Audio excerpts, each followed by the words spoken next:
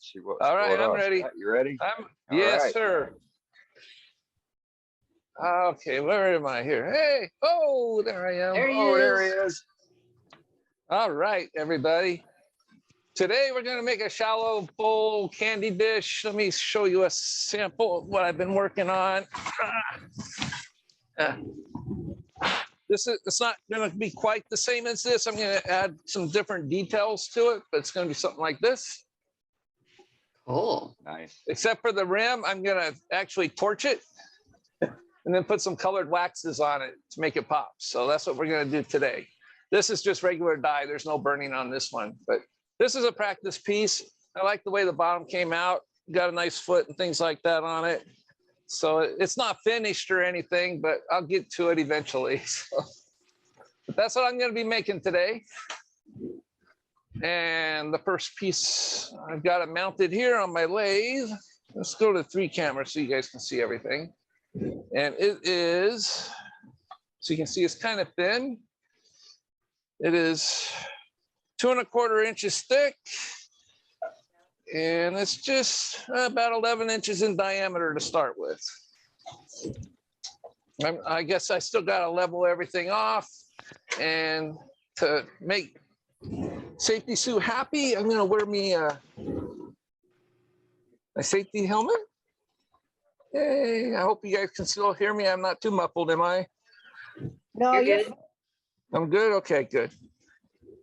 So the first thing I want to do is I want to true up the edge here. So I'm going to grab me a 1/2 inch bow gouge. It's got some sort of wing back. It's not too back as far as bringing the wings too far back, but that's the way I like it, like this.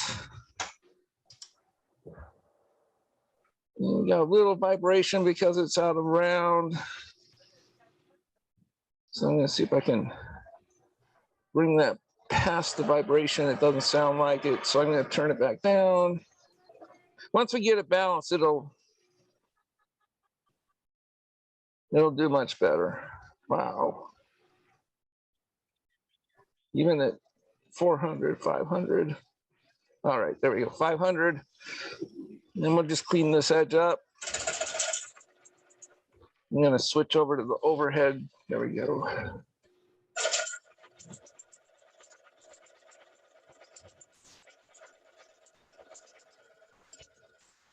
And I've got the tool at 45-degree angle for the cut.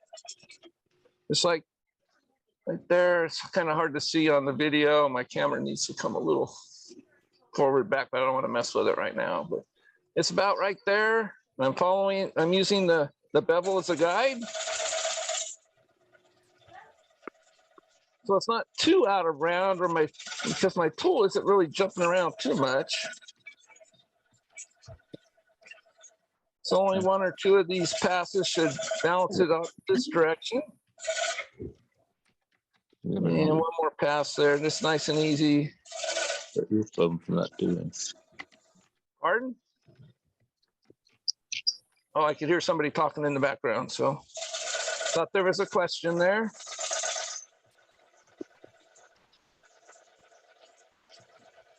And I'm using my body to lean into the cut. Like that. Gotta clean up that edge right there. It's not perfectly, but it is balanced enough for right now. So I'm gonna grab me my larger 5/8 bowl gouge, and I'm gonna clean up the face. Raise up my tool rest a little bit. And the reason I have my tailstock in there, it's on a screw center, but it's just as a safety precaution. It helps cut down on vibration also. This is my 5/8, and it's a real heavy, good gouge for this. And I'm just going to do cuts using the tip and the wing right about, where did I got a pencil at? I thought I had a pencil. There we go. So I'm going to be cutting right about in this area, right in here.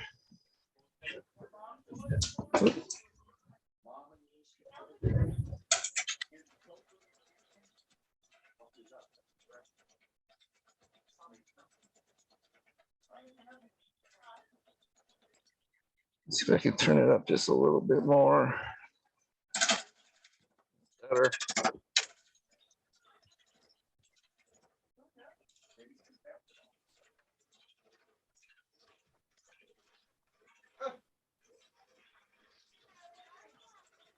Needs a little bit more work right here on the ends.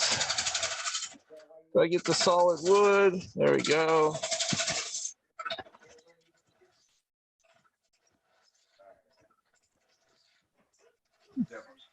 Get all that unevenness out of the piece here. I'll be able to turn it up a bit faster. I'm going to put an OG curve on the bottom.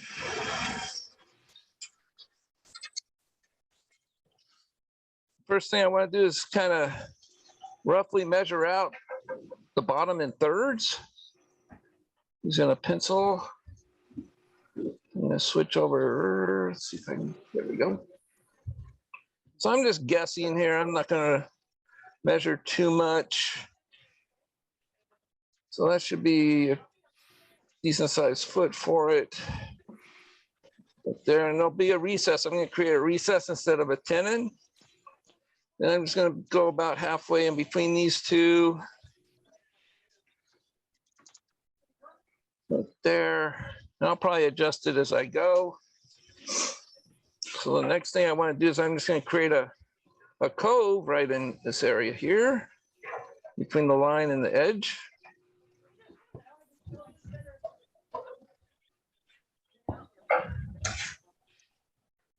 Now, if you got any questions, just let me know. Yell it as loud as you can so I can hear it. Okay, will do, Scott.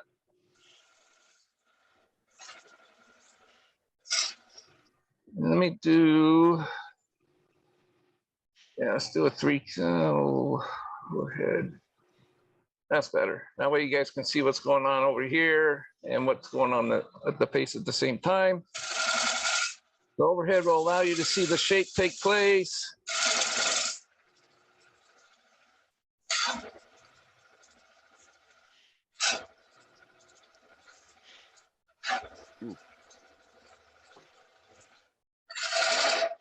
Nice camera angle. He's doing a full cut there. So because I got a little bit of extra thickness there, I'm just going to go beyond that pencil line a little bit. Kind of make that way when I turn it around, I don't have to take so much off of the face.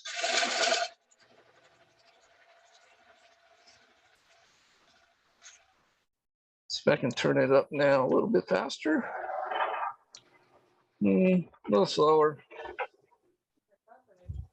I had to do some work on my lathe.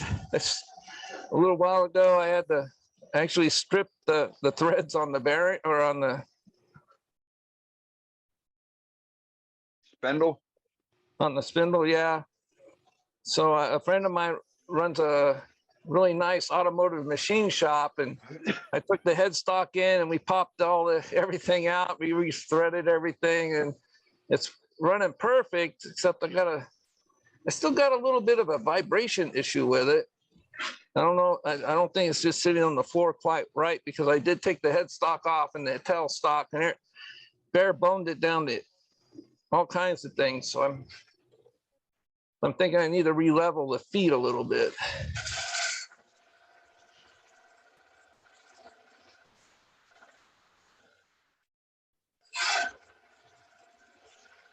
There we go. That's about the curve I want. I'm kind of looking to see if there's any flat spots. I'm gonna. So, and this is a piece of, I can't remember if it grows on the coast in California. It's either monkey pod or monkey puzzle. I can't remember which. So I still got a little bit of almost like instead of a curve, it's kind of a it's not a concave, it's a convex right in that area.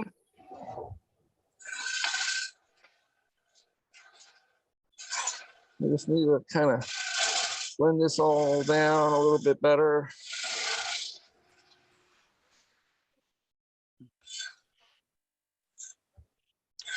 So I'm looking at the horizon just to see how the shape is developing. It looks pretty good. I do have a bit of tear out. It's common for this piece of wood I've been using. You can see it right here. I've got some tear out right there, but I'll clean that up with a scraper here in a moment. So now what I want to do is take this down, just like I did when I was balancing it out. Not too much, just enough to develop a foot on the bottom.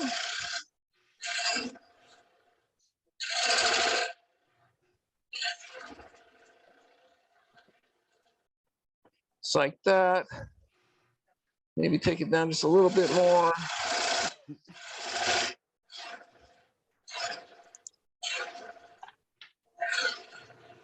There we go. And then I just want to take this and just kind of blend it all together.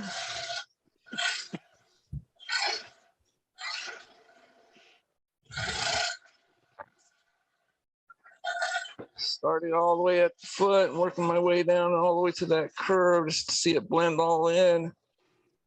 And just a little bit more right here. It looks like it needs to come down just a little bit.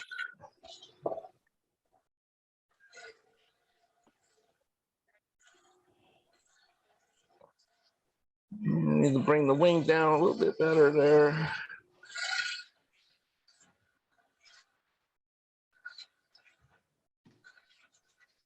There we go. Let's see how much tear out we've got going on here. Now the shape looks nice. I'm just gonna fill it with my hand here. See if it feels nice to my hand. Feels really good. There's no real bump. Need to take a little bit more down this way. It's kind of going uphill right towards the foot there, and I want it a little bit flat. We can take some of that foot down once we get to that part.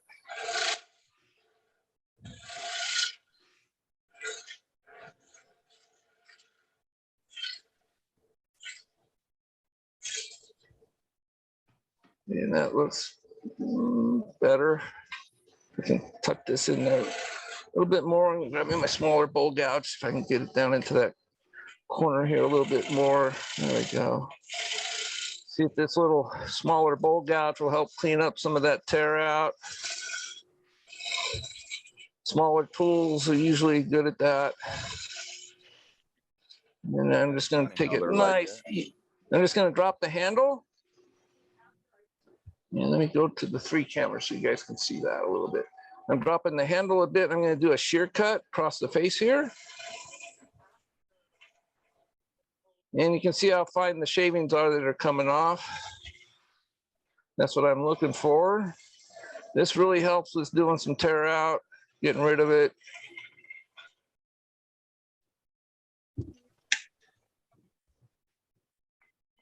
Hey, Scott, can you tell us about the angle that you have your bowl gouges ground to and the wing length? Okay, well, the wing isn't cut back too far. So I've been trying to do millimeters lately. Seems to work better for me. Yeah, it's a lot more accurate. Yeah. Easier to manipulate whole integers as opposed to fractions and decimals. So it looks like it's about 12. The wing is about 12 millimeters back. Yep, And just a little bit and the less than half bevel inch. angle, you want to do inch. Let's see. It's about a ½ inch. So, and the angle I usually try to keep my gouges are at about 55 degrees. Okay. Yep. Likewise. Yeah. So that's about the same profile that I keep on my gouges as well, on my bowl gouges. I started using that angle years and years and years ago, and I've never changed it because I'm just happy with it. Very versatile. Yes, it's a very personal thing. Depends on how you cut your wood. There's a huge thing about, you know, the 40-40 grind and things like that. I tried a 40-40 grind once and I did not like it. Yep, They said it's a difficult grind to master, but once you master it, it's great. But I really don't want to have to relearn all that stuff all over again, if you know what I mean. It's just, I'm happy with what I got. So as you can see, they're making beautiful shavings as is. So Yeah, It you ain't can broke, see don't the fix it. bevels are pretty much the same right there. yep. Large, small, doesn't matter. So I'm gonna use my larger bowl gouge. I'm gonna do another shear cut with this, see how well it does. The small one did pretty well, but it was leaving some lines in the wood. It got rid of a lot of the tear out, but it left a lot of tool marks behind. So you can see how fine Angel the hair. shavings are coming off of that. That's what you're looking for when you're doing a shear cut like this. So I need to readjust my tool rest because my tool is hitting right in this area right here, and I don't want that to happen. Sitting right there at that corner, because I got my handle dropped so far.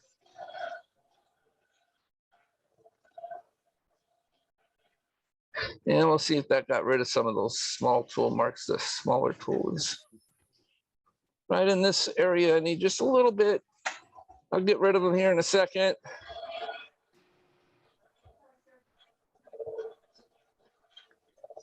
So hey Scott, as you're shear scraping there, are you shear scraping on center or just above center with the tool handle dropped? It's not, it's actually a good half an inch or so above center. Yep. Okay. When I drop That's my what I do. handle, you could do that, but you'd have to drop. Let's see what happens here. You got to drop your tool rest way down to get it on center. See if I can adjust the handle there out of the way.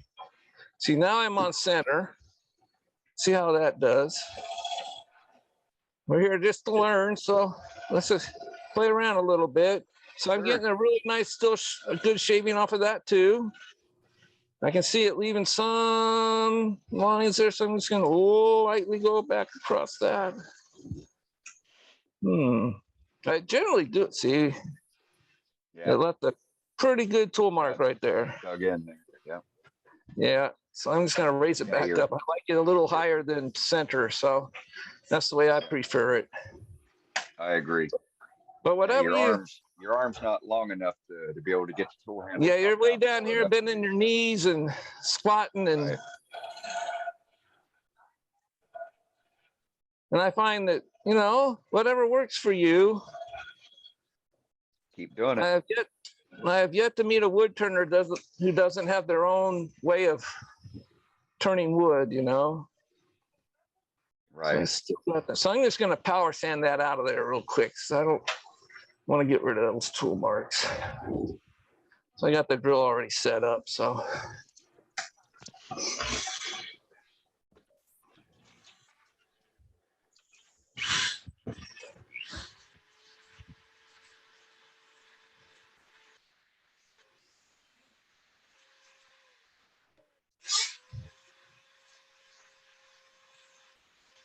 So when I'm power sanding,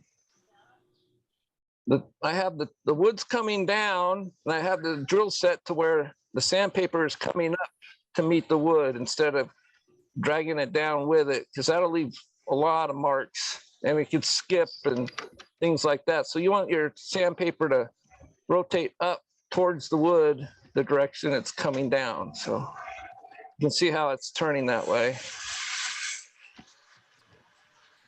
This is 180. This is all I'm going to sand. I'm not going to go crazy with it. This is just a demo piece. So I'm just going to try to get rid of some of those sanding marks. That looks pretty good for a demo piece. We'll leave it at that. So now I'm just going to back up my tailstock here so I can do the recess in the foot. Need to get rid of my, I'll get this out of here, out of my tailstock, because these little points, they hurt when they go into your elbow. Most definitely.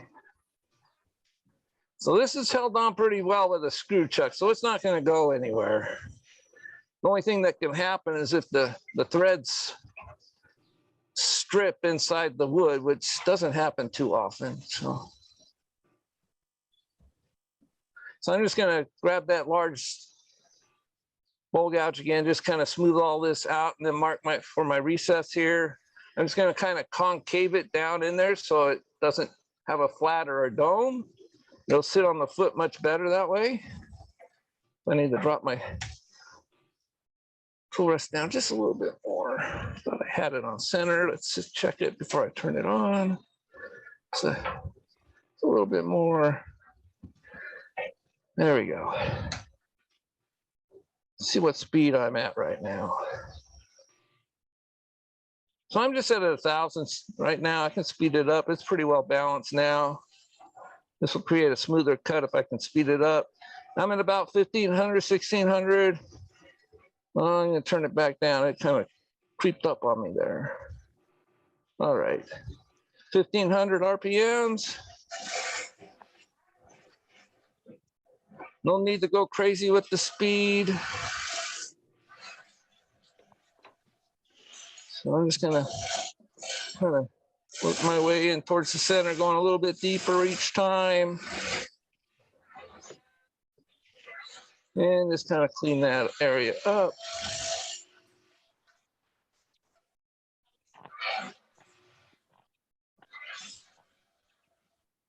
Then I'm going to show you guys a pretty neat beading tool that I recently purchased. It's not your normal beading tool. I kind of like it for making feet.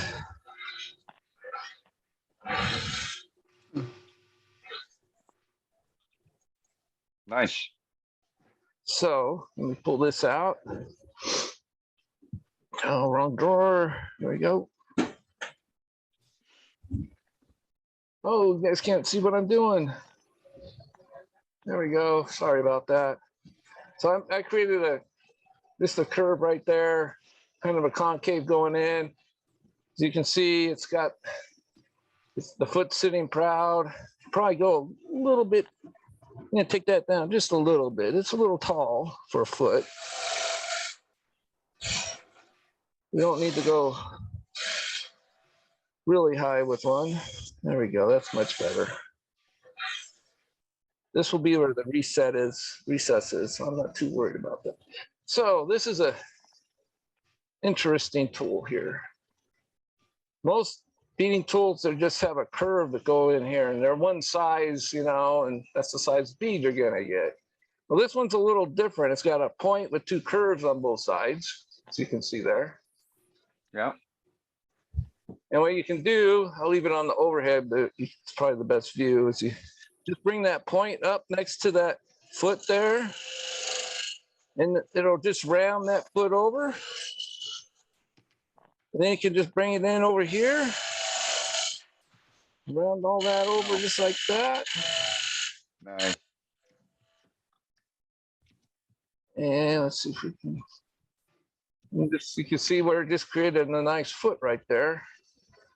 Let's see if I can get a better view here. I can kind of bring that in. Come on. You see how it rounded everything over? Yeah. And so I can just bring my tool back in and grab me my smaller bowl gouge. And I'm just going to use that little spot that cut right there. And I'm just going to bring it in just right here. Go a little bit deeper there and just kind of create that curve down in there, a little cove.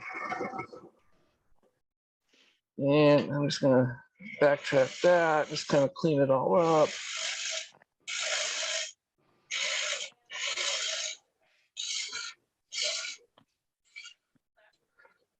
Get rid of that little nubbing out of the way, a little more clean up.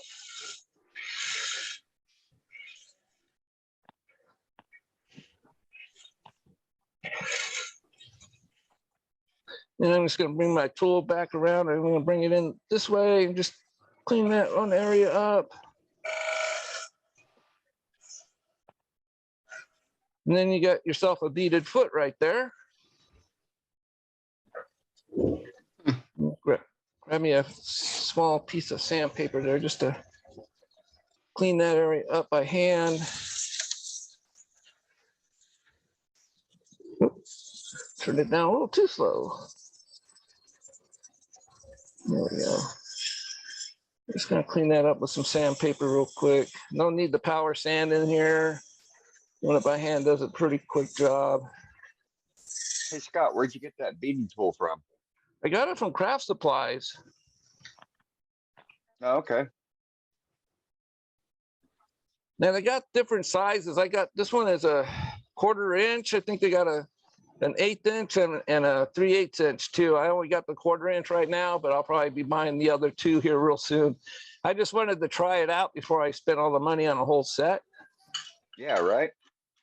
And I really like it because, you know, with the regular beading tools, it's kind of weird how they work. You can't use it on a beading tool, a regular one on a piece like this to round over stuff like that. Plus, if you wanted to, if you had say you wanted a wider foot, you could put this in there and round one side over and move it over to whatever width you wanted and just round over that other side. Yeah. And then you got a large, you know, a large area there with a rounded part on each side. And I touched the point right in there by accident. So let me grab that sandpaper real quick. Clean that off. Never fails. Only in a It demo. never fails, doesn't it? Hopefully I got it all out. I don't think I touched it too bad. Yeah, it's done. All right, so now I just got a nice foot beaded right there. It looks pretty nice. So I'm just gonna round it over a little bit more with sandpaper, the bead here, just to clean it up real quick. Kind of round it over just a little bit more with the sandpaper. There we go. All right. Now it's time to put a mark in the center there for the recess. I've already measured my jaws for the recess. You always want to do that. Plan ahead. You don't want to have to take all this off to measure the jaws and put everything back together again. So I'm just going to use the calipers. Do not put this far into the wood, just the one closest to you. It's pretty obvious why you want to do that. So you don't have, and you want the tool rest as close as you can. Give us some support there. And I know I'm off a little bit here, but I like to work my way out instead of in. That way I'm not, if I started out here, work my way in, I'd have to get rid of all those lines. So you can see I'm a little too big. Oh, I need to raise my tool rest just a little bit. It's just not on center for that particular one. Otherwise, it's not going to measure it right. I'm almost right on there, right there. So I just need to tap it over just a hair. There we go. And I'll mark that with a pencil so you guys can see it a little bit better. All right. So, but I was gifted, or I won actually, a set of carbide tools. And one thing I found they're really good for is making recesses in the bottom of bowls. So this is just the square tip. Oh, good to know. It's better than using I used to use a parting tool all the time, but I always never quite, because of the shape of the parting tool here, you've always got this area. It's going to rub on the bottom of that radius you're making, and it can throw it out a little bit. But because this one is just flat and square and it sits proud of the actual tool, you can just push this right in. I know it sounds a little rough, but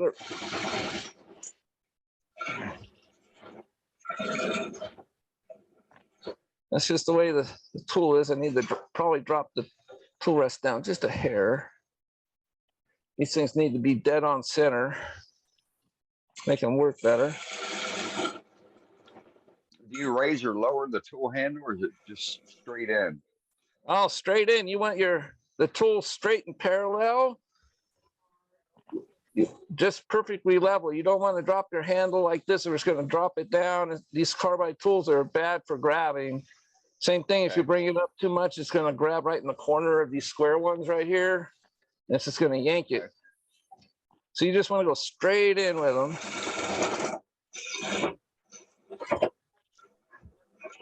And then for a second here, I'm just gonna check my depth, kind of clean that up a little bit.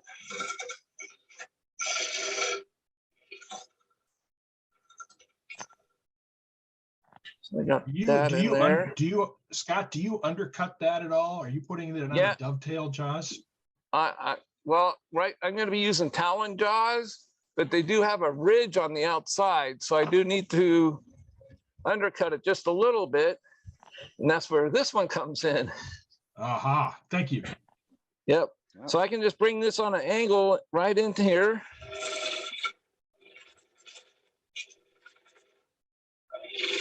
Outstanding. Detail carbide. Yeah, it's a point tool pretty much. Yep.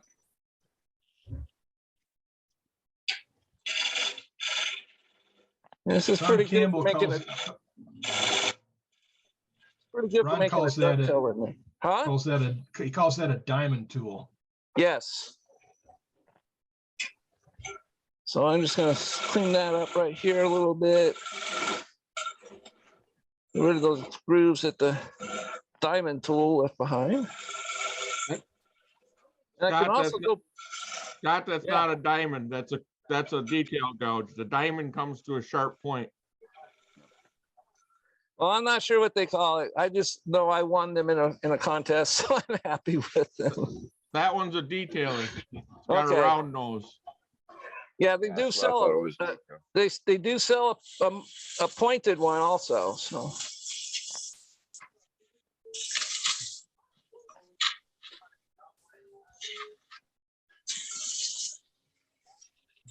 clean that up. Make sure we got a nice flat for the jaws to sit on right there. It looks good. So I'm just gonna clean up that recess edge here.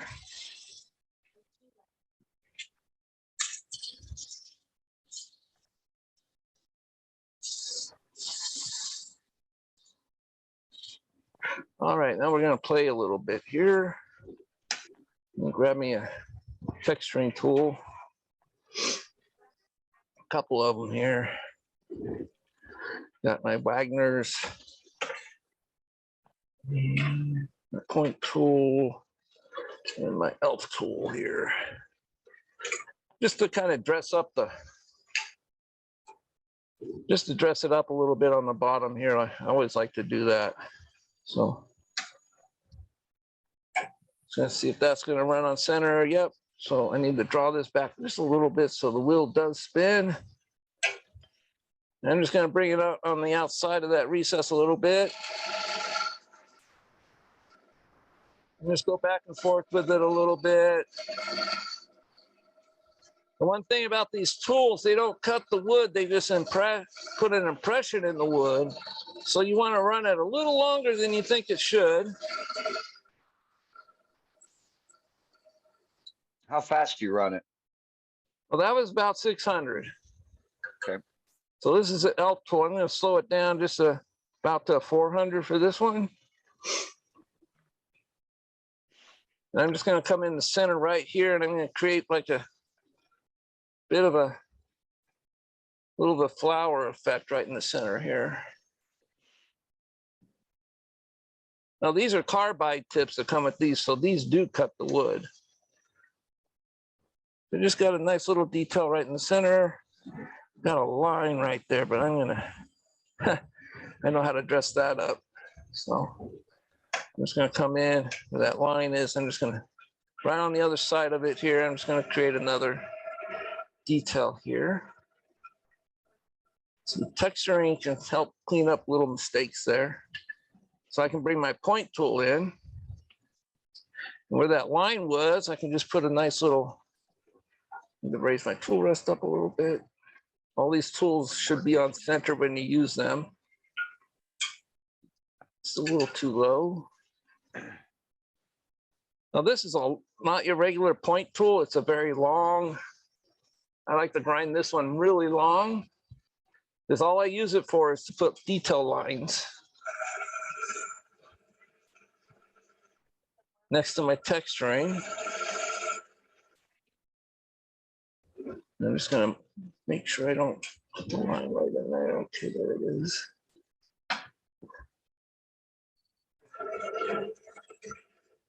And then right here.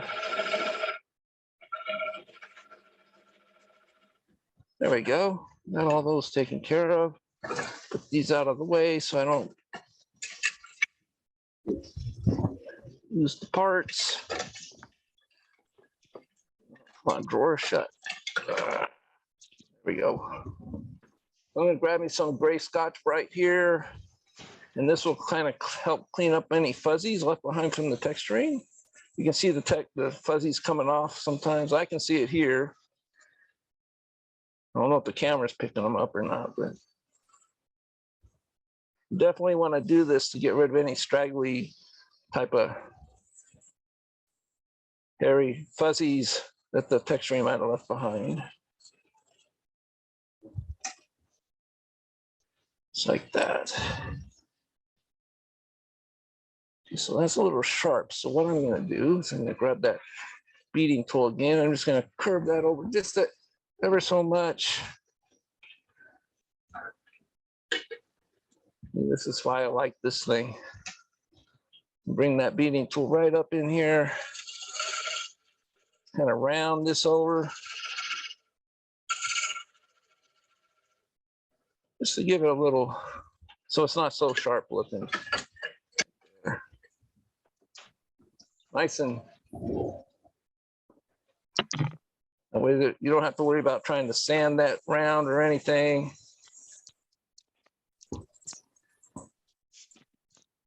So that would be that done. So I could oil it. So let me grab my walnut oil real quick. Pieces. So we're gonna make this pop a little bit here. Grab some paper towels. And hopefully it'll look really nice here. Let me brush some of this sawdust off. And when we turn this over after I finish it, we're gonna do some balancing of the piece and do a little work on the rim, and then we're gonna torch it.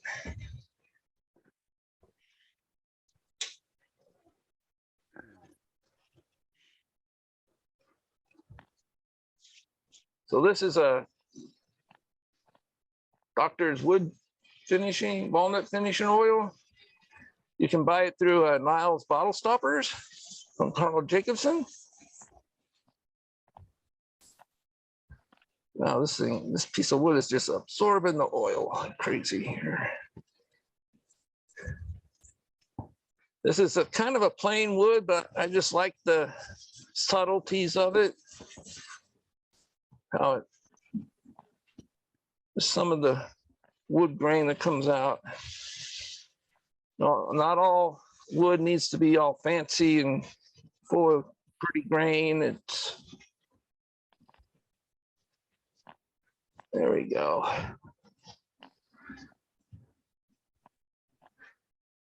Now I sent an email to all the members of my club here telling them about this tonight and all about this club in general. So hopefully some of them are here. I know Bob Clark is here. He's in our club. He's here pretty much every week though. I'm just hoping some of the other members will join in. All right, I need to get a little touch of oil right in this spot. I know I've seen some new members pop in that I've admitted the last week, so it's real nice to see them. Yeah, it might be some of them. Yep. All right. So we got a nice oil. We got a good turnout for you, Scott. We got 83 online right now. Oh, that's great. Yes. Glad people can make it. Need some of that oil off of the laid bed. It's not like the oil's going to hurt the laid bed, but I just don't want it slopping around and stuff. So I'm just going to buff it real quick with the paper towel. Get rid of any Scott, do you know- excess. Scott, do you know a Casey in your club? Casey? Yep. Yeah, Robert Cornelius, in other words, but Casey, yeah. Yep. Is he here? He's here. Yep. Ah, okay. That's great. Hello, Casey. Haven't seen you in a while. Missing you at the meetings. All right, so let me pull this one. There we go. Now you can see some of that grain in there. Plus the oil will make the stuff pop. Yep. Where'd that brush go? I have a brush that's gonna clean all that junk out of it. There you are. Sometimes the paper towels leave little bits inside the texturing. So a brush like this is mostly for, washing dishes. If this really gets any paper towel pieces left behind in the texturing out of there. So Yeah, it works great. there we So go. we also got a new member here by the name of Kelly. So welcome, Kelly. So we are ready to turn it around. Where are we? 6 o'clock. Ooh, I better get moving.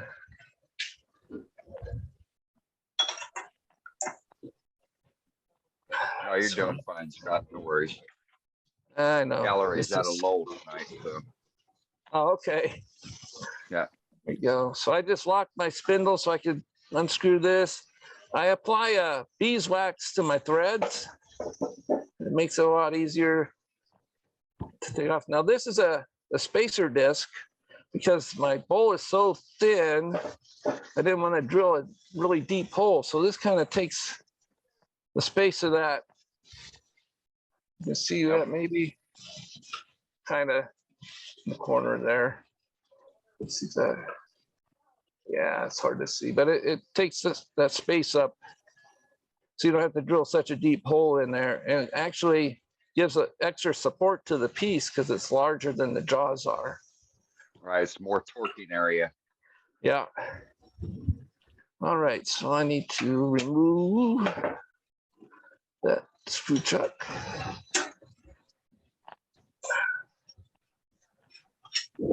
We're about ready to get to the exciting part here. I need to turn these down so they'll fit in the. So when I measure my jaws, let's see here. Oop, what happened to that one? Oh, well, that wasn't good. Just dropped the locking pin for my spindle there. That is really weird. Where did that go? I'm looking for my. I'm just gonna have to reach over and do this one. There you go. So what I do with my jaws, if I'm doing a recess or any type of, even a tenon, I just open them up just a little bit here. It's about right there. Use a little bit of a curve because when they cast these things, they're solid. But when you close them down like this, they're not casted this way. And it's not a perfect circle anymore when it's closed all the way down. You got to open them up a little bit because after they're cast, they take a saw and they cut these. So it leaves a little curve right there. So I always open them up a little bit just like that. And that's where I measure for either a tenon or a recess. There we go. Use my thumb to help support it. Just need to closing the jaws. Now you notice there's several wood turners. See, for some reason, demonstrators, I've seen them do this numerous times, and I've learned my lesson. They make the recess first. I don't know why. I did that for several years. And then what happened is you do all this detail on the back, and then you'd have to go and kind of redo the recess again because you took some of that wood away. So I've learned to start doing the recess last and creating a piece with a recess in it. Hey, Scott, real quick, if you got a chance, can you or if you want to, you can also balk on it. Can you explain the anatomy of a properly made recess and why recesses typically fail when they're made Okay. improperly, which is done by, the majority of new turners? All right, well, let me grab that sample board here. I wish I the overhead here. There we go. If I would have known you were doing a recess, I would have gave you forewarning on it. Okay, so this is a larger recess. I used the larger set of jaws for this. And you could go anywhere from an 1/8 to a 1/4 inch. I kind of go with the 1/4 inch deep. This is in between a 1/4 inch and an 1/8 of an inch. It's surprising how well a recess can hold with it being shallow. You would think, oh, I got to go in 1/2 inch to make the recess. That's not so. It's because More area for torque. you've got all this. If you measured right, all your jaws are touching all the way around, and so they're expanding and putting pressure. You don't want to put a whole ton of pressure on it. I mean, you need to snug it up somewhat, but you don't want it to where it's going to crack the wood, because if you do crank it down, it can split the wood. And you need a flat area right here. This is where your main support is. This is a flat area where your jaws are going to rest, the top part of your jaws. Let's see if I can grab me a. So this is the set I used for the sample piece right here. So you can see that it's a little bit bigger, but you definitely want to make this area flat right in here. And this is where a lot of the holding power comes from. This is what keeps your piece from coming out of a recess, because it can take the pressure. When you're applying pressure against the bowl, it's pushing against the face here. That's why you do not want. Sometimes you can make it a little bit like a cove, just a little bit. If you're not sure, you can get it flat. But flat is the best way. You certainly don't want to have a slight dome here, or it's not going to rest right, and you're never going to get it to mount right into the recess. It's either got to be flat or just a little bit of a cove, or going down a little bit deeper from this part to this part. But this is definitely, this is where you get all your support, is from the face of the jaws. Same with the tenon, except the tenon you're squeezing, but the main majority of that support is coming from the face of your jaws. That's why on a tenon, you need a flat area just on the outside of it, with a really, really sharp corner from the tenon to the flat. You can't have a little bit of a gap or a little bit of a hill on a tenon. I don't have a piece for a tenon, I don't think. I sure don't. I don't think. Let me see if I got an old piece that has a tenon on it.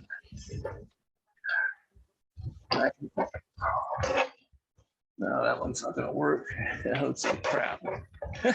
I can't find anything with a tenon on it. Oh, well. No, that's fine.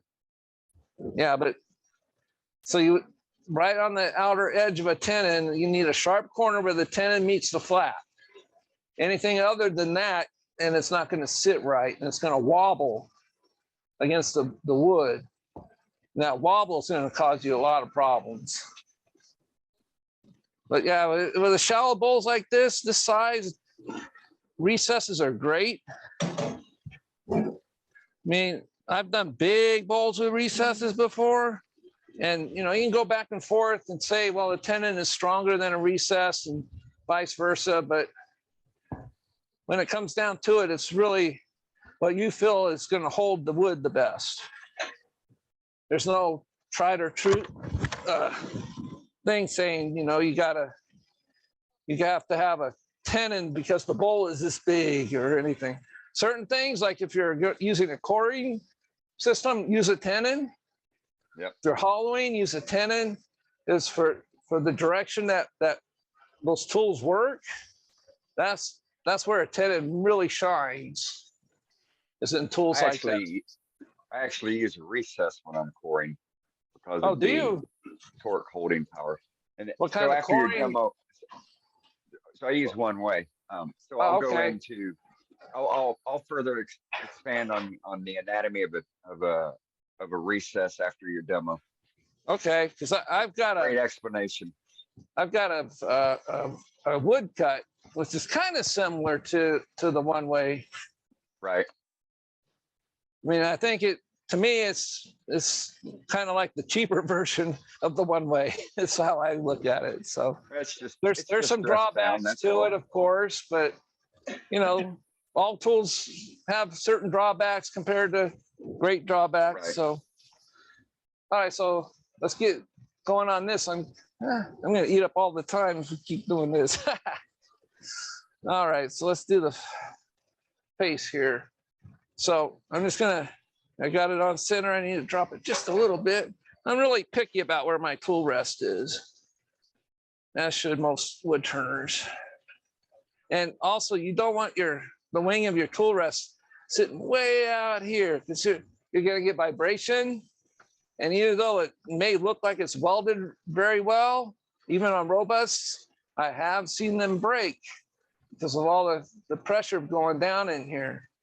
The best place to be turning as much as possible is right over that post. That's where the strength is, right in this area here.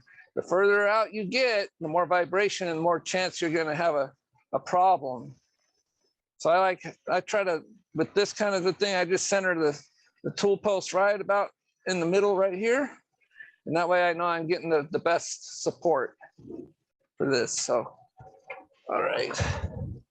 I'm gonna turn this up past the sanding speed I had.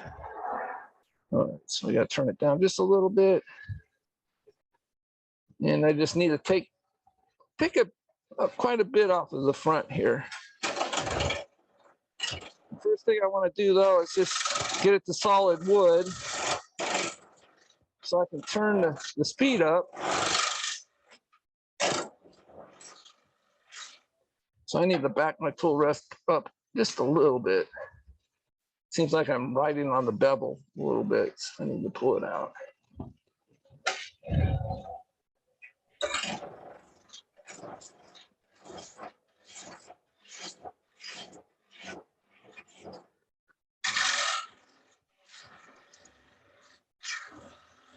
There we go.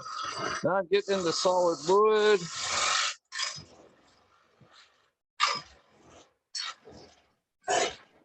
Uh-oh. See what happened? It actually slipped in the recess. The wood started slipping in the recess right there. So apparently I didn't have it tight enough. But you did see, because I had the tool rest that close, it prevented the wood from flying out and knocking me in the head. Oh yeah, right. It just spun. It just spun, and then it just stopped. So apparently I just didn't snug it up quite enough, which can happen. Another reason why you want to have your tool rest close, and not have your tool overhanging it. Yep. That prevented this from coming off all the way, because it was like right here. So it kind of blocked it from coming out of the recess completely. So I got it pretty well snugged back up. It's running pretty true there. Feels like it.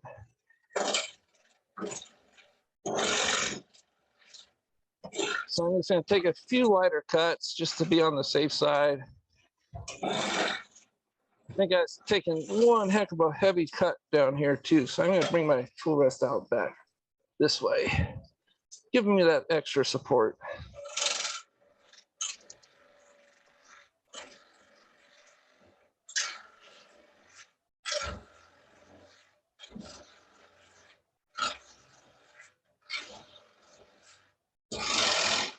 I'm almost done with this part.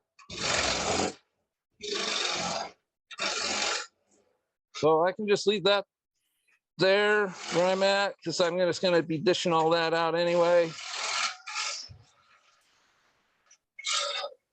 So what I want to do is create a slight dome on the rim. So I'm going to grab me a pencil here. Just decide, I'm just going to make that the bowl section just a little bit bigger than the foot. I'm just looking by eye. Just because I am embellishing the rim, I want it a little large. So what I want to do is just kind of go in right here. And then kind of come out. And then kind of go back in a little bit and create a curve.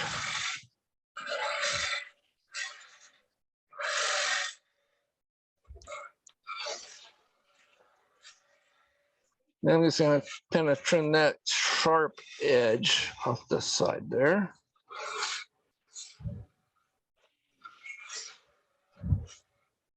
So I want the bowl part to sit a little bit proud as far as the edge goes. So I want to bring this in a little bit deeper. I'm going to switch over to, let's see if we can, there we go. That's better.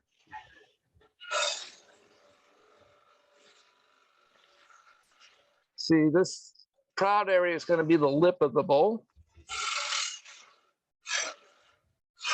I'm just going to take this down a little bit more.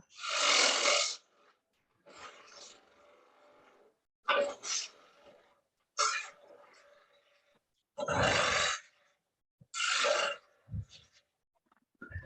just need to turn my tool rest just a little bit. You notice that I try to remember to turn off my lathe whenever I move the tool rest, especially when it's close like this. Very safety thing to do. I'm so proud.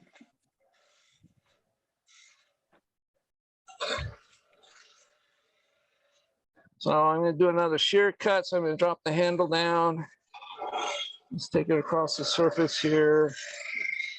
Clean up any tool marks.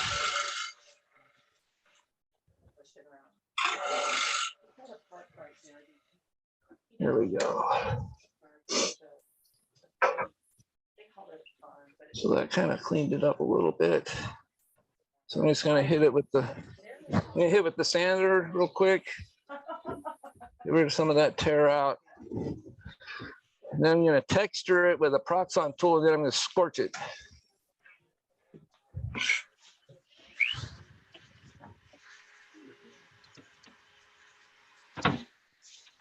Doesn't need to be crazy. So I'm going to put the lathe in reverse so I can get up in this area. So I reversed my tool, my drill, so it's going. There we go. So it's going down, the face of it's going down where I'm going to be sanding, and the piece of wood's coming up towards me. So I can get it down in that corner area. You can bring it all the way out as long as you're using this edge of the sandpaper.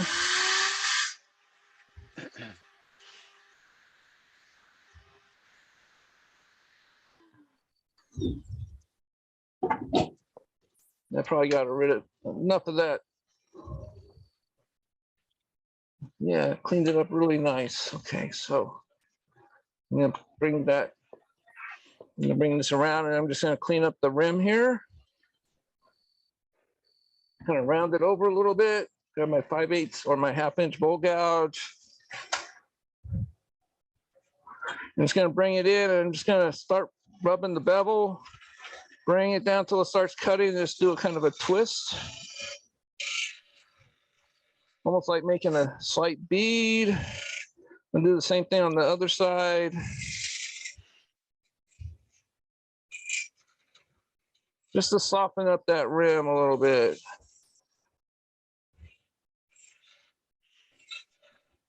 Then I'm going to bring the wing over. It's going to be 9 o'clock. So it's going to be facing 9 o'clock. Clean that up. Same thing, but I'm going to flip the tool over to 3 o'clock.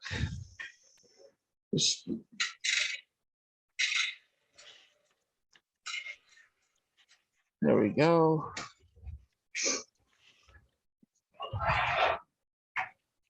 And just gonna touch it with the sander again, just this part.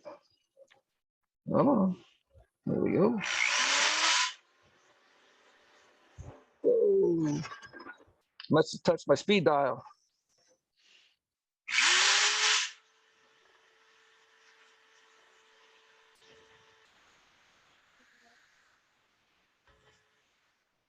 All right, here we go.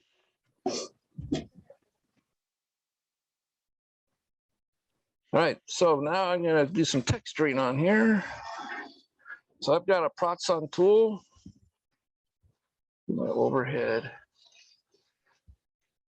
So these blades are like almost like a chainsaw blade. You can't buy them anymore. At least I can't find them anymore. You can still buy the more dangerous ones that actually have chain links, like a chainsaw, Right. which are much more dangerous than this one. But I understand in the UK, at least, that they've actually banned this type of blade. I don't know why. I've never had a bit of trouble with it. I've tried those chainsaw ones and they just scared the heck out of me. So they grab and they bite, but these don't. They just leave nice grooves or whatever you're gonna do with it, you know, cutting wood or something. So what I'm gonna do is I'm gonna turn on the lathe. And I'm just gonna kind of bring it across this area here, not all the way up to this bump. I'm just gonna grab it. Just enough right here, just to add a little bit of a texture to the rim. And I need to turn the lathe down to about 400. And this way I'm going to turn the speed dial all the way up to high. And what this is going to do is it's going to be almost like your regular texturing tool that you would use on end grain and stuff. But this will make a nice same kind of pattern, but on face grain, which you cannot do with a regular texturing tool. So nice and quiet machine here. And I'm just gonna bring the tool rest over to where I can kind of use it as a hand rest here. I'm just gonna find the center.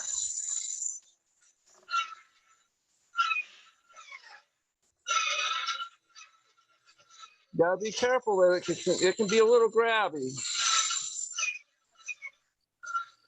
Scott, can you change camera angles? Oh yeah, sorry. Thanks, Doug. Thank you. There we go. Let me see if I can do there we go.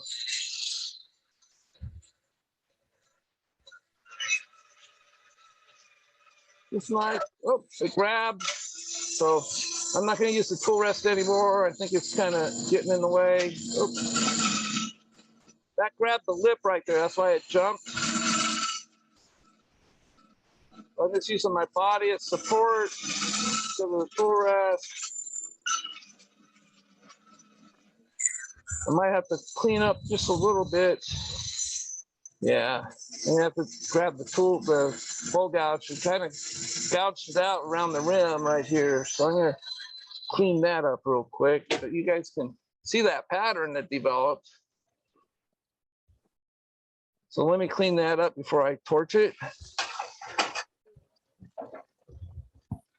All right, so 1/2-inch bowl gouge, and so just clean it up real quick, doing a tool cut using the wing of the tool.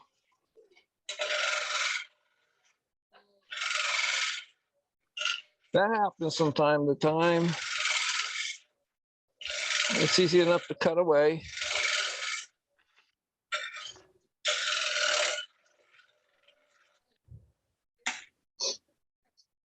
Let's see how I did there. So I'm grabbing my larger tool. It'll do a better job of not leaving tool marks behind.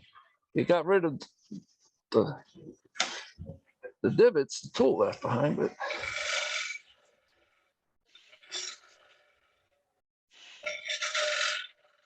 I'm gonna tearing out the wood a little bit. All right, that's better. A little bit right there. A couple more passes, doing the shear cut, dropping the handle. Get rid of that tear out.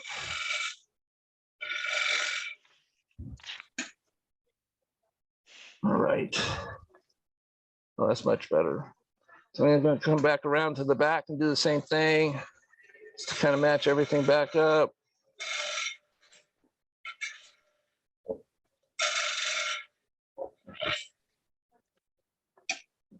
Grab the sander, go over it real quick.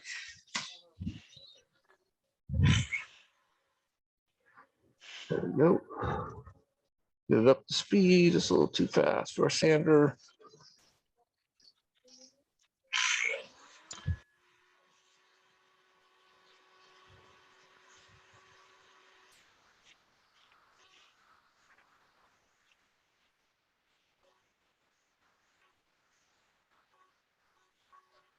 All right.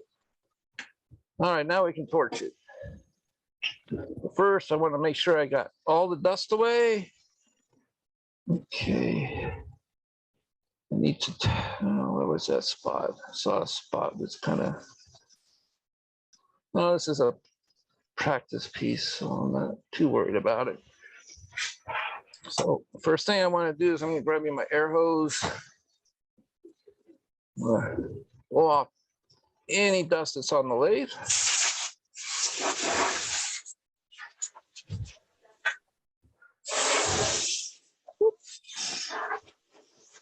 I'm going to get it on the top first here. Compressors are great for this.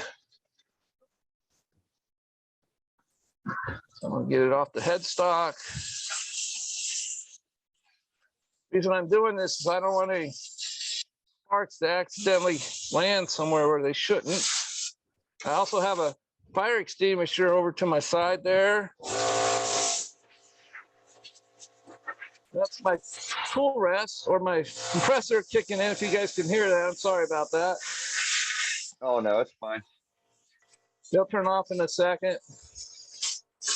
No, we can't hear it.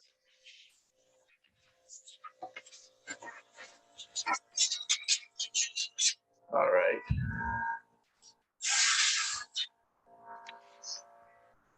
Got my board that's going to cover the bedways. Also got spray bottle of water. Can't be too careful with doing this kind of thing, so I'm going to take off my helmet. I can breathe a little bit. So I do this with the lathe off, of course. But this is just your regular enzymatic propane you can get at the hardware store. Nothing fancy, just the regular tip. You can get nicer tips that, you know, you could, that are better adjustable than this, but I find this one works pretty well for me. So I just turn on the propane all the way up before you start it. And then you can adjust how big of a flame you want afterwards. So I turn it down low first just to see how it's going to react to the wood. There we go.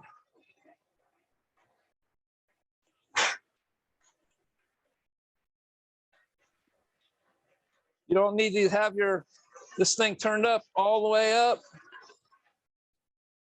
See where it's scorching on the outside? I'm going to be turning those parts away.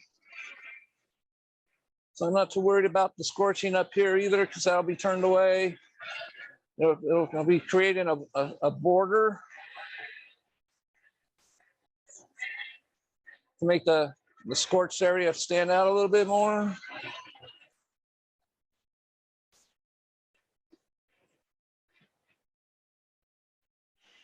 It's good to have ventilation going in your shop too. You want your doors open. I do, and I also have a fan blowing the smoke out of my shop.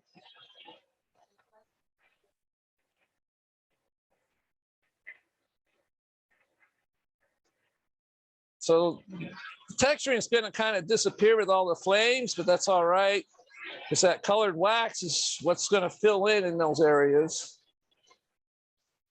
It's really going to make it pop. You just want to make sure you get pretty much as black as you can get it. Just go around and check it. Make sure you got pretty good black area. Sometimes the grain doesn't char as much on one area than it does the other. So it's good to go back around a couple times.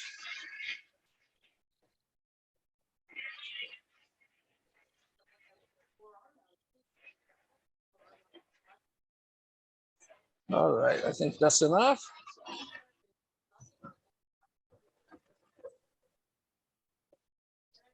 All right, so I'm gonna let it cool off for just a second.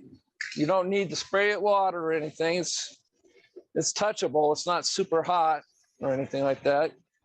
Dust anything off my hands that got on there. Let me grab that green brush again. Since I need to get all this brush, I buy these like 3 or 4 at a time. Because what I can wash most of this off, but what you want to do is you need to get all the soot. You can see it coming off that burn area before you spray it with any sanding sealer like I like to do. You need to seal this with something, of course, because every time you pick it up, you're gonna get ash on your hands. So sanding sealer is the best thing I have found for this. Also rubbing it like this, yeah. Yes, sir. Can you use a brass wire brush? Oh for that? yeah, I've done that too. Or- Sure. Okay. Yeah. So it's not too coarse. No. Okay. You just don't want to be heavy-handed with it. Okay. Yeah, but it works just fine. I mean, it's textured, so any scratches that list behind, it's not really going to show up in the texturing. So Okay. this is what I just have in my shop today. I think my brass brushes for, those brass welding brushes is what I use. I got them put away in a drawer someplace, but this one was out, so this is why I grabbed it. Okay. Yeah, I just want to check on that. Yeah, this one works just as well. Okay. That's a good question. So I can feel the texture still there. It's just hard to see it, except when I, bend down and kind of get a different glance at the wood. So I need to blow off. We can see it. We can see the texture coming through. Okay. Yep. But I need It'll to start popping once you put a sealer on there. Oh yeah. You just want to blow off any residue.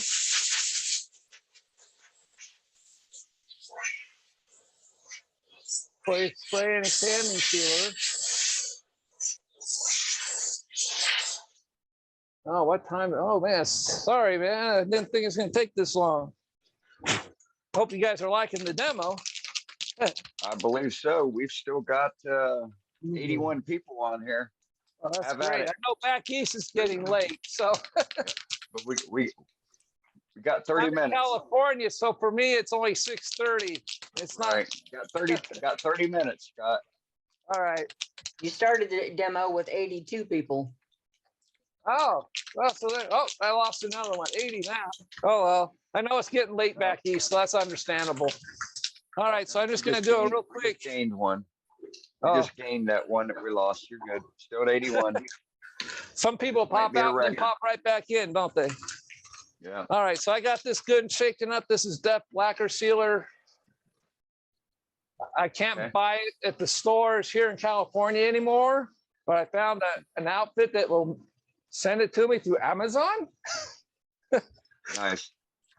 So I can still get it. Thank goodness. A little bit of Judas So- Priest going on. Breaking the law. So because the piece is still warm, it's gonna dry this off really quick. So I'm about 10 inches away from the wood. Just, you don't want to be up against it and causing drips and that kind of stuff. Just go over it a couple times. I'm just going to turn on the lathe to help speed things up, and not super fast. It's going to splatter everywhere. But because the wood is still warm, it'll actually dry it off and absorb it into the wood faster. That's because of also because of the open grain that the burning did. It really gets down inside the wood fibers. Now I got to ask you guys, I'm going to let you guys choose. I'm going to put 2 colors on the texturing. So I'm going to put the overhead on. So I've got a base color would be either gold or silver. And over that, I would put purple or blue or green. Gold and purple. What? Gold and purple? I second that. Gold and purple Gold. sounds great. Gold and Heard purple. that. Yeah. Yeah, works go for with me. Gold and purple. Yeah. You got it. Let's do Minnesota Vikings. All right, so I'll put these over to the side for right this second here. Just make sure this is all nice and dry. All nice and dry to my hands. I'm rubbing it. Nothing coming off, no soot.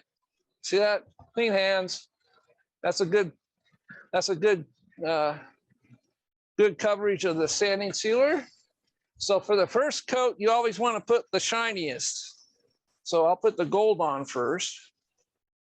It's getting a little dry, but it'll still work. I need to. So are you Add a putting little- this on, are you putting this on top, Scott? Or are you putting it in the texture, inside the texturing? Oh, I'm just gonna get a paper towel and just rub it in there into the texturing. Okay, thank you. Yep. So we're just gonna get a good blob of this going here. Not too much. You don't want to be too heavy-handed with it. You don't want to overfill everything, but Change your camera. Change your Oh. camera. you got it. There we go. Please works. Awesome. We gotta put a little bit more on that paper towel. It doesn't seem to be going into the texturing. There we go. That's what I was looking for. And we'll come back with a clean paper towel and take off the excess here. So you just want to be a bit liberal with applying this into the texture.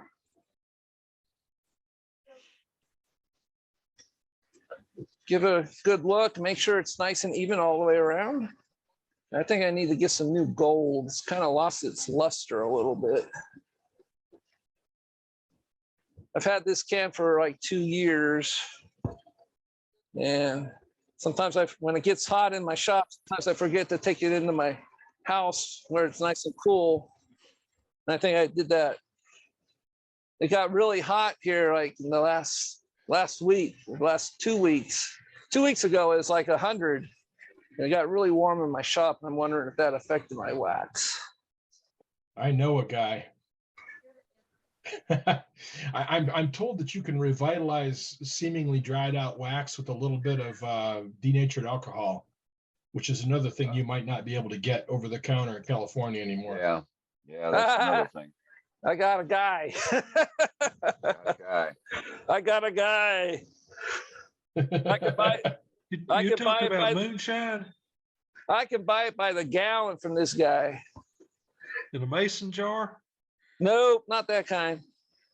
All right. It So wouldn't let be me grab Jeff it in. Horham by anything. Wouldn't be Grab me a a- walnut log, would it? Nope. All right. So I want to get some of that wax off my fingers. And I'm just going to rub this out. It'll shine this up too, because this is a wax. You can see it's taking the excess off of the paper right there. So you want to continuously turn your paper towel. Otherwise, you're just going to be reapplying what the paper towel took off. So you want to continuously turn to a clean area.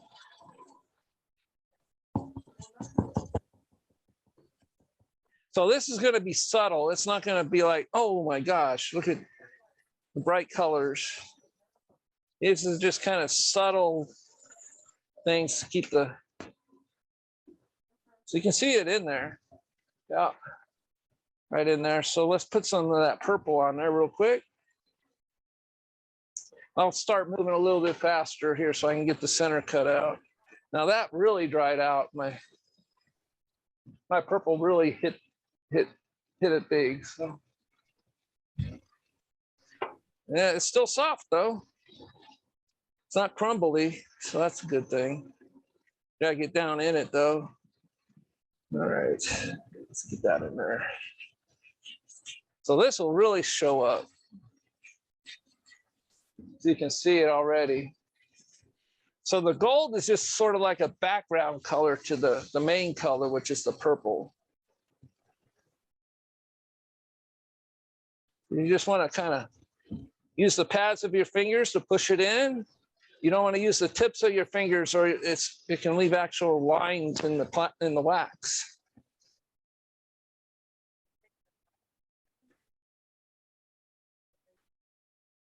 I put a whole bunch on there that time, so I'm just going to spread that around a bit.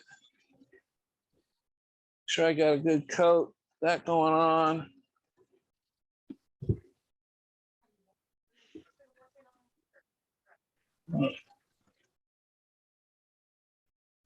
No.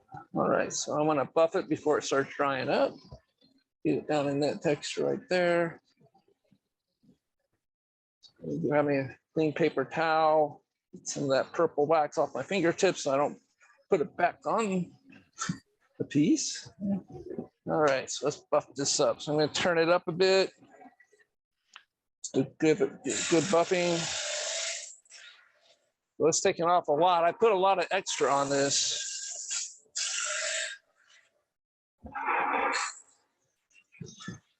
Turn it down just a little bit there. So it's getting a little bit cleaner.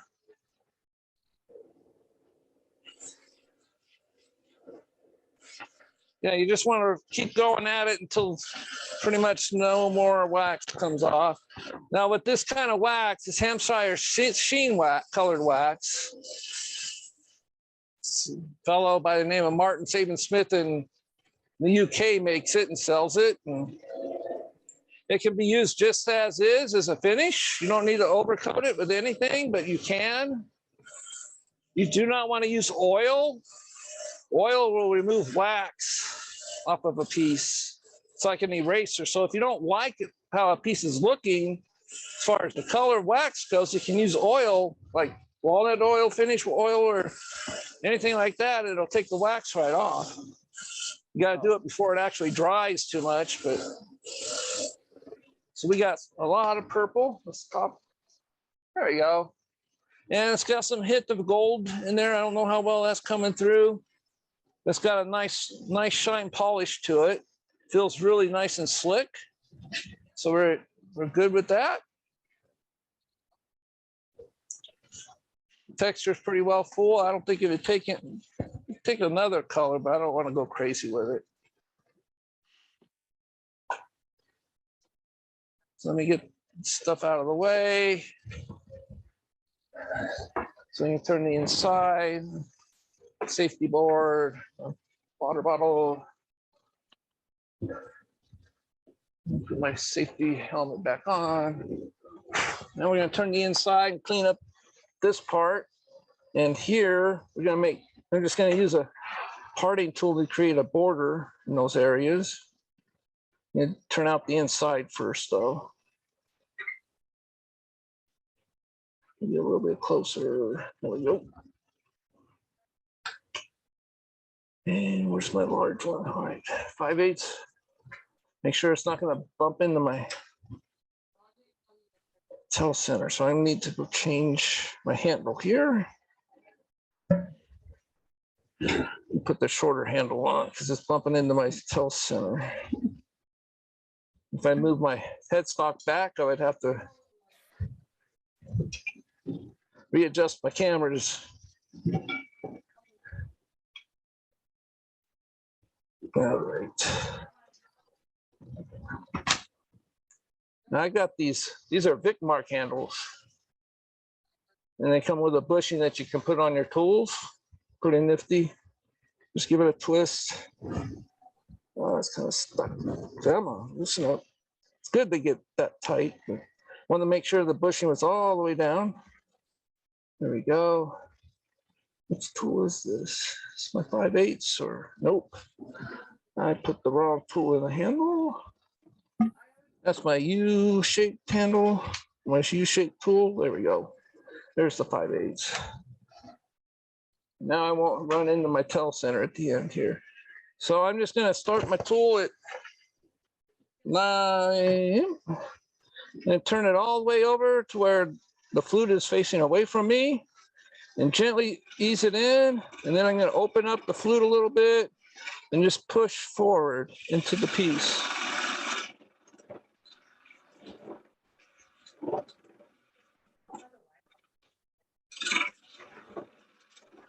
I think my tool is getting a little dull, so I think I'm gonna have to get another one here.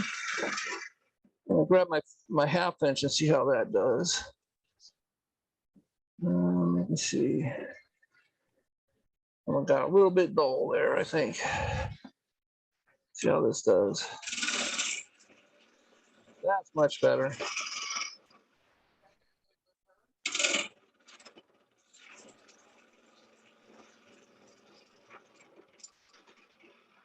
You gotta remember, this is a shallow bowl, so you don't want to go crazy going to the depth really quickly.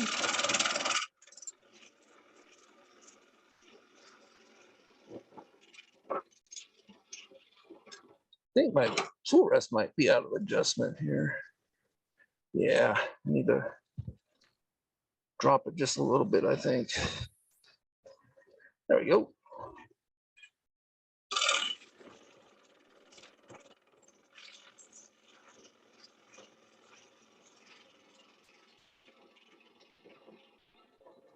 So one reason why I like the 55-degree bevel also is just because I can start at the rim and go all the way to the center. I don't need to switch tools like you would on a 40-40 grind.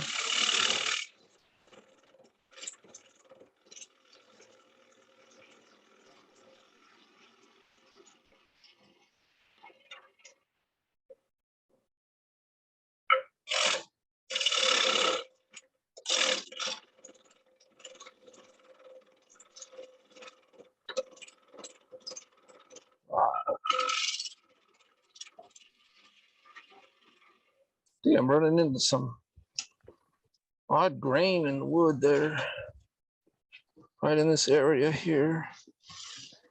Yeah, I think that's what that is, right there.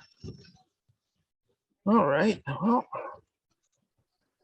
let's see what this will do. Sometimes I like to play with it. This is a round tip carbide tool. Sometimes they're really good for doing bowls. So let's see how this does.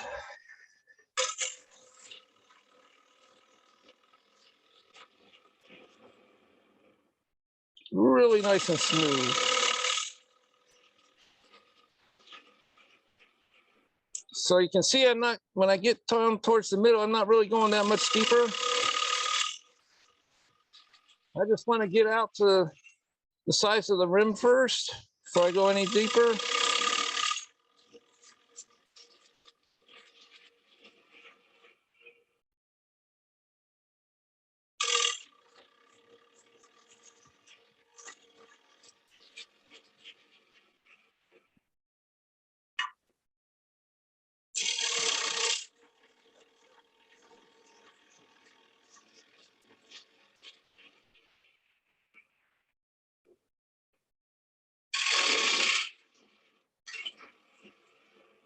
So this carbide tip did a really good job of this. You can go both directions with it.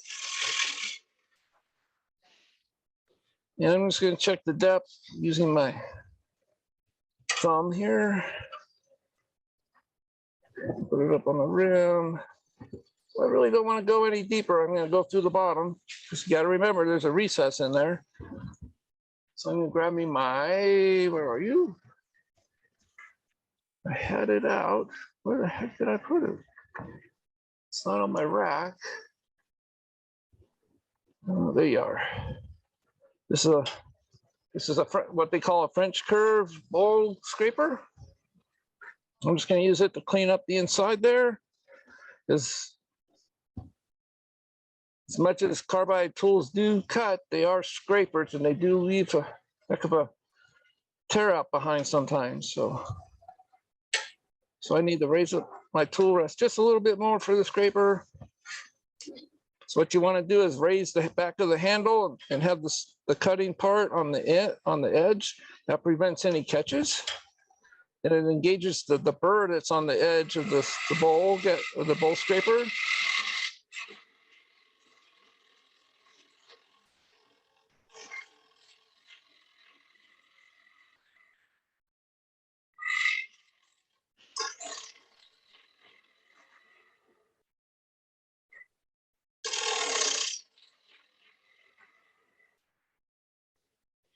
Let's see how much of that tear out went away.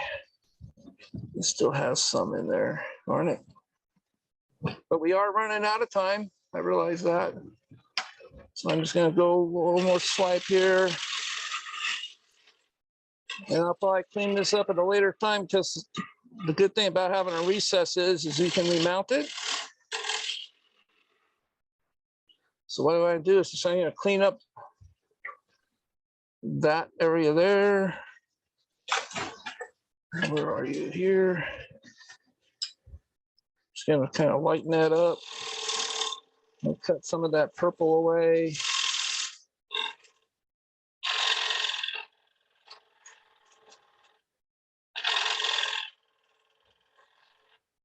And it'll help round this over. And I'll bring my tool, my scraper back in, just kind of clean this spot up. And sand the rest of that color off.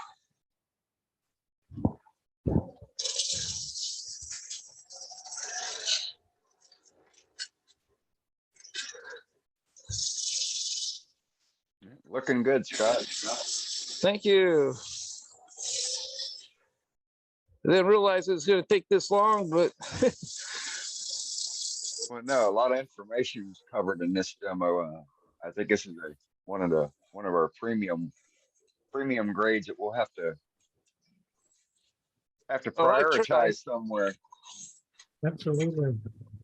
well, I'm going to be demonstrating at SWAT this year. Oh, So that should be congrats. fun. And that's going to be the Wow. first time I've ever been there. There you go. All right, so what I want to do is grab my parting tool and I'm just going to come in here. I'm going to create a white border right in here. So I'm going to take some of that lip away gently. Just to kind of highlight that texturing there. And then I'm going to bring my rest a little bit closer here. And I'll probably see how this works here. Use my round carbide tool here, just kind of clean this area up.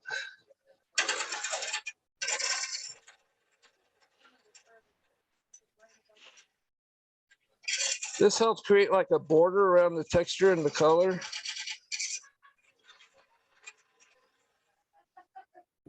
And I'll probably finish that up with my tool thing here. And just to make that line just a little bit sharper, I'm going to use my parting tool.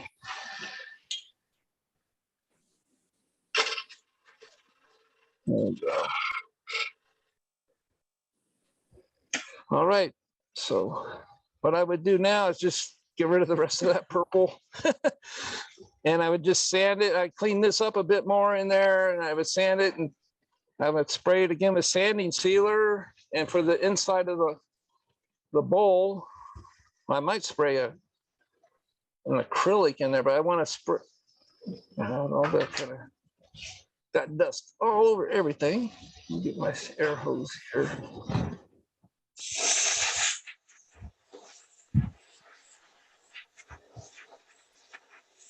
So you can see it needs a little bit of cleanup right in here. I probably get my scraper and clean this up a bit more, maybe with a gouge. Then I apply a whole new coat of sanding sealer inside and out on this bowl. And then I would use, it's a high gloss. This is a high gloss wax, finishing wax. And I would just use this on the inside of the bowl, not out here, because this already got wax on it. So you don't need to do that. But if you, what I would do is I got a can of I mixed my own shellac-based sanding sealer if I can apply by hand, and that's what I would do inside the bowl. I wouldn't use the spray on this. I would just use the wax or the sanding sealer and just do it on the inside, because this kind of wax needs to be sealed before you apply it to make it nice and shiny and glossy. This stuff is really excellent. You put a couple coats on and it just glows. So All right, well, I know I Looks went great, a little bit Scott. long, but No worries. any other It was a questions great before demo. we? Great demo, Thank you. Scott. Great Thank demo. Any questions before I? Yeah, I before got we- a question about those colors. Do those colors stay intact? Oh, yeah, yeah. Once They're you like- put those colored waxes on, I'm sure that you burned it so that it would take the wax. And Well, you could apply, what I've done too is I've just, well, like let me take this off here. If I wanted to have done that, but I didn't take the time to do it. See this texture I put on the inside, on the bottom here? I got like black wax or dark colored wax, and I could just fill this in here while it's still turned around this way, and just buff off the excess, and it would just highlight this texture like crazy. So you don't need to burn it or anything to apply the wax. so, but that's the last stage of that finish right there. Those two waxes, that's the last thing that you have to do. Yep, on this part, yeah. They're a finish all by themselves, sure. And that That doesn't wear is- off after any amount of time. I mean, it's Well, it depends on how much I've made a few like 3-4 years ago using the same wax, and we use it all the time, and it hasn't worn off yet. It's a mixture of carnauba wax and microcillian wax, or however you say it, with the color pigments added to it. Microcrystalline. That's it. Yeah. So it's pretty tough wax. Yeah. looks great. But you can see Not your it shimmers of typical gold. beeswax. If I would have just put the purple on, it wouldn't have that too much of that gloss. It'd be more like a luster. It wouldn't be a high gloss like it is. That's what the gold did. That's what's giving that really big shine. It's that gold that I applied to it. Yes, Okay. artificial curl you made there. Yeah, so I'll work on it this week, and I'll show you guys when it's finished, what I did to it at the Okay, next sounds meeting, good, so you Scott. guys can see how it looks when it's all done. So Nice job, Outstanding. Scott. you're quite welcome. Sorry it took most of the meeting, but No, it's quite all right. Excellent demonstration. So, thank you. right, well- Sometimes I can get going and get kind of carried away. So no, That's that's fine. And I get a little carried away when I see something that I think should be explained, for a refresher and or, something enlightening for the rest of the group. So oh yeah. I think I think you did an excellent job. So thank you very much. I appreciate it. Oh, you're quite welcome. I hope you guys all liked it. And Scott, All right, guys. Arnie Johansson So we- from Bakerfield, Scott. Very good job,